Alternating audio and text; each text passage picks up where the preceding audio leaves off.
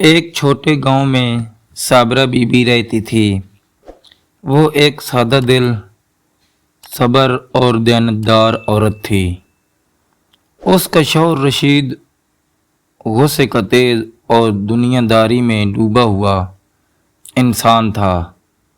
اکثر رات کو دیر سے گھر آتا، بیوی کی بات نہ سنتا اور صابرہ بی بی کو تنگ کرتا تھا، مگر صابرہ بی بی ہر بار خاموش رہتی، صرف اتنا کہتی، اللہ دیکھ رہا ہے رشید، میں تمہارے حق میں دعا کرتی ہوں۔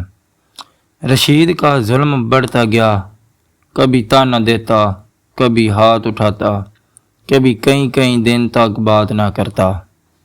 صابرہ بی بی صبر سے سب کچھ سہتی رہی، دن کو نماز، تلاوت اور بچوں کو قرآن پڑھاتی، اور رات کو اپنے رب کے سامنے گڑ گڑاتی، یا اللہ میرے شوہر کے دل کو بدل دے، میں اسے نہیں بدل سکتی، تو بدل سکتا ہے۔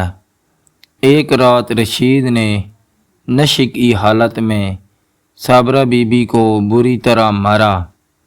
محلے والے اکٹھے ہو گئے، مگر صابرہ بی بی نے کچھ نہ کہا، صرف یہی بولی، یہ میرا نصیب ہے، میرے رب کو منظور ہے۔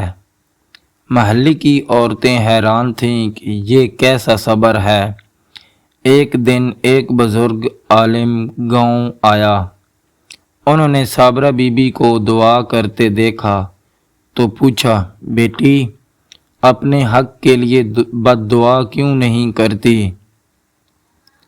صابرہ بی بی رو پڑی، مولوی صاحب میرا شوہر برا ہے، مگر اس کے دل کو اللہ ہی بدل سکتا ہے، میں کیسے اس کے لیے بد دعا کروں؟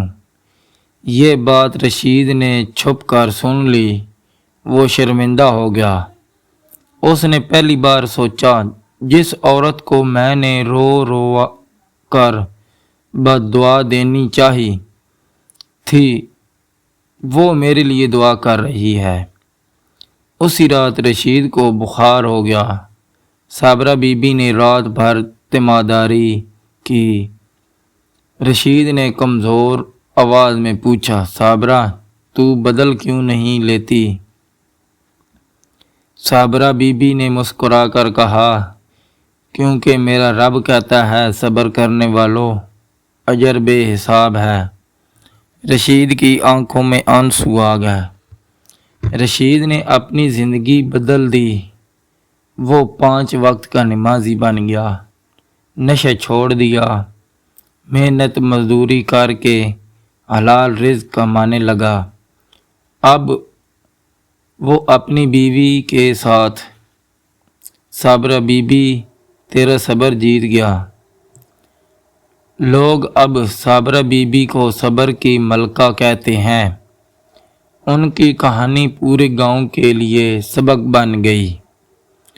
صبر کرنے والوں کی جیت ہوتی ہے، اور دعا میں ایسی طاقت ہے جو پتھر دل انسان کو بھی نرم کر دے سکتی ہے۔